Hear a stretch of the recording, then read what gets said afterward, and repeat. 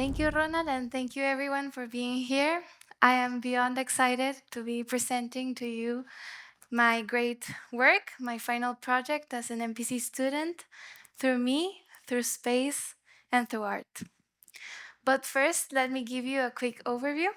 I'll tell you a story in the form of an introduction. Then I'll tell you about my MPC journey and how that led me to my concentration. Then I'll tell you about some context that led me to my project conceptualization and its development, followed by my future steps. But first, let me begin by telling you about a dream I had as an artist and as a barista when I was at high school in 2019. As you can see, I made a sketch and I dreamt of a cultural space, a space that would foster creation, reflection, opportunity, and connection. This was what I set my mind to do when I first entered the MPC and what I wanted to be my great work. The first year at MPC was a year for reflection. Through new ideas and convictions, through friendship and love, I transformed my identity and I solidified the foundations for this space. We can say this was the year where I built the structure for the space. The second year at MPC was a year for creation. I learned about the art world. I learned art theory and techniques. I learned in order to be brave. I gained new clarity. This was the year where you can say that I built the windows for this space. Bravery paved the way for the third year at MPC. 2023 was a year for connection. With this bravery, I stepped into a new space. I started networking more with perseverance and flexibility. I started gaining more opportunities in which I also had to learn about balance. You could say this was the threshold year, the year where the doors for the space were built. Finally, this fourth year has been a year for opportunity. This is the year where I feel ready. I feel as if I have the keys to step into a new space and take the leap of faith into what the professional world has in store for me. All in all, we could say I started within me. I started building this space for connection, creation, opportunity, and reflection through me, within me, thanks to the MPC. And this led me to my final concentration, which is the Bachelor of Liberal Arts with a concentration in visual arts and cultural management. So these four things started becoming really important to me. And this was the main question that led me to my great work. How can I create a space that fosters creativity, connection, opportunity, and reflection? And why is this important? My great work is divided in two projects. One is the business plan for a cultural space, and the second one is a solo exhibition. But let me tell you about the context that led me to tie these two things together. I studied at the MPC contemporary philosophy as well, and I started learning about the postmodern man. Especially a reading that struck to me was Burnout Society by Byung-Chul Han, in which he asserts, I'll read you an excerpt. Thanks to the excessive notion of constant and uninterrupted progress, humankind has been reduced to the immanence of vital functions and capacities, which must be maximized by each and every one of us. We have been stripped of all our transcendent value. This reading really stuck out to me. It really impacted me because I felt identified with the contemporary man, with this condition of self exploitation and acceleration, also visible in global symptoms such as depression, attention deficit disorder, hysteria, and anxiety. And I felt as if tranquility and art had become even more important to me after realizing this. And I wanted this to be the base or the problem that my cultural space and my projects would solve. I also did a survey for more than 200 people in which this necessity for spaces for tranquility and community are really prevalent. This is, as you can see, something that's really necessary, and it only solidified my conviction that this is something that's needed in Guatemala.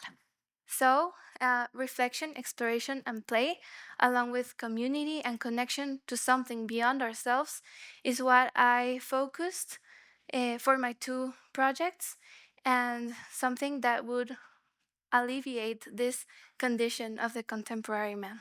Here you can see the index um, that highlights all of the things that I developed for my business plan for the cultural space, which is called Quintesencia. As you can see, I did the project presentation, the executive summary, the company description, product or service description, the business definition, the market analysis, the operative plan, the organization, the marketing plan, the economic and financial information. You have the document right there if you want to consult something. The process of developing this 62-page document came with a lot of changes, a lot of patience, and the initial idea evolved quite a lot. As you can see, I also developed SWOT analysis, organigrams, the marketing plan, the process flow, and the 5-year plan of this space. It's something that's complete, and I hope that someday I can tell you that Quintesencia opens the world, its doors for everyone.